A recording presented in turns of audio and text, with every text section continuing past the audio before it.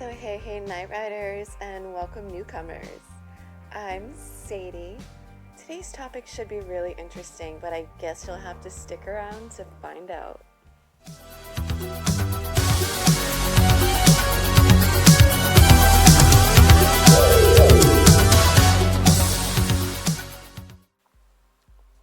INFJers, say it with me. Fuck you. Non-sailors, ready? Frog you.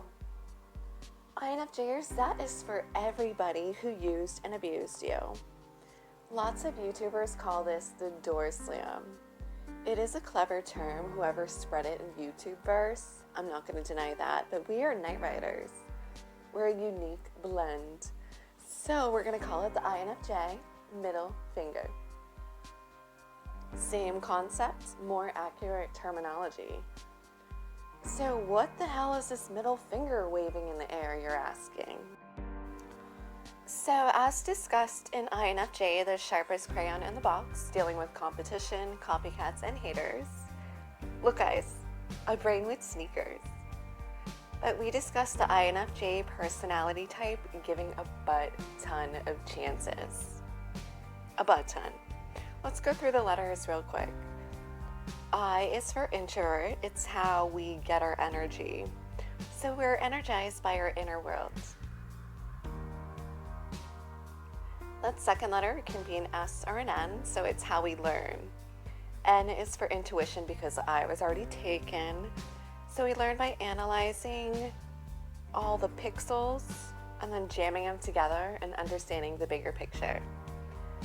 The third group of letters can be a T or an F. So for the feeling type, it's how we decide things, our decision making. So for feeling, our decisions aren't ours alone. We take so many other people's feelings into effect. That fourth set can be a J or a P. So for us, it's how we organize our lives. So judgers, not perceivers. See, perceivers are more flexible. Let's just be honest, INFJs are more flexible with their time and their time management in their lives. So Js, being the judging type, we like structure and schedules. We're not prudes, but we just prefer it. An INFJ's daily or normal baseline of functioning is the N and the F. So inwardly feeling, outwardly expressing that feeling. With that introversion thrown in there, for an example, a writer or an artist outwardly expresses on paper or the canvas. Due to the NF combo, many INFJs are seen as extroverts, but it's untrue here. INFJs need that I for the N and the F to live in harmony. They need to think without outside stimuli to make their next move. So truly understanding how they process things, if you did a naughty, the INFJ middle finger will slowly rise in the air. After a while, it's like a spring and boing, you're flipped off. Because don't forget the J. They've analyzed and weighed the pros and cons. They took their feelings, they took yours into effect as well.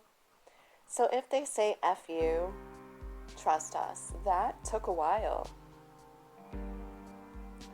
Usually with an INFJ, it's workoutable.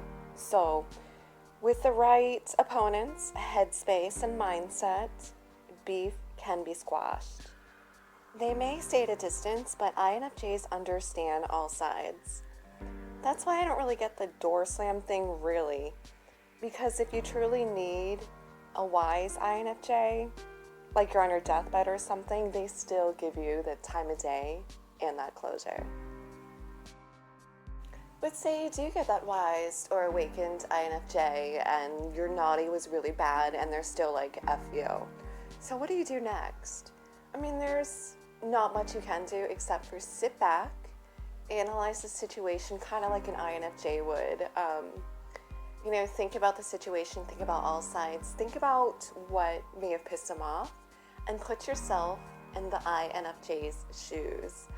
Think of yourself sitting on the couch, like when that commercial of the animal shelter comes on and the music of Sarah McLachlan, like, and you're crying. Be like, okay, so I feel this way now, and INFJ feels like that most of the time. So I don't know, just try to put yourself in their situation like that and realize why they're flipping you off. And some things in life, let's all face it, are not, repairable. Some things are irreparable.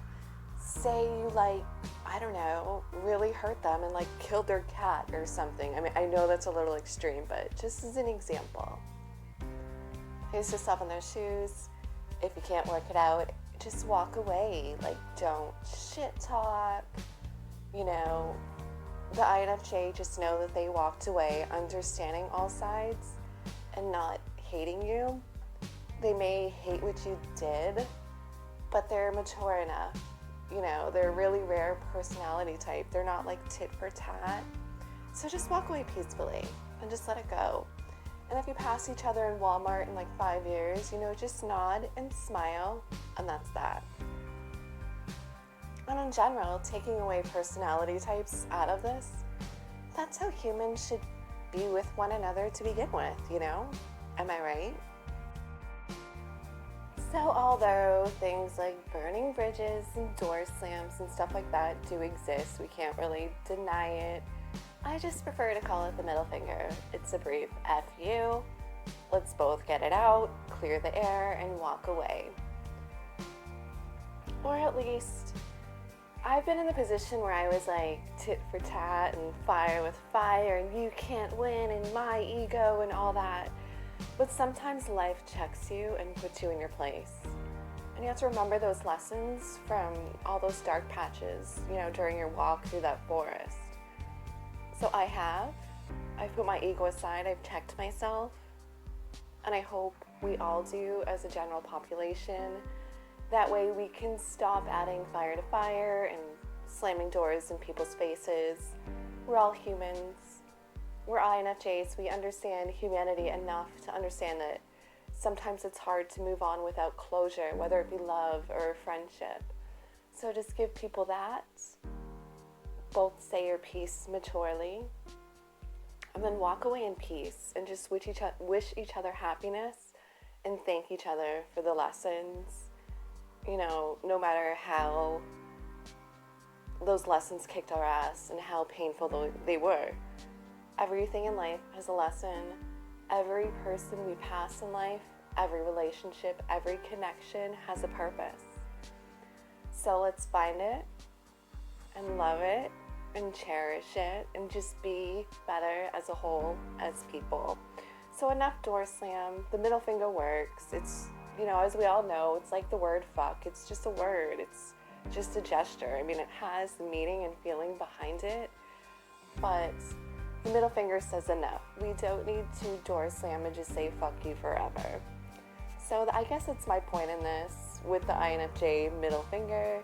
If you agree or disagree, leave a comment, but thank you for being here. I love you all so much, you guys. It's not just because you're INFJs, it's because you're trees, it's because you're new connections. I view you all as friends, whether you subscribe or not, and just are here. Like, I'm super grateful. But guess what? I dare you to hit that subscribe button because we're people and we love to support each other, and yay, humans. And yay, INFJs being so rare, we should stick together anyway. So I double dog dare you. But anyway, no, I love you. Thank you so much for tuning in, and I'll see you next time. And peace.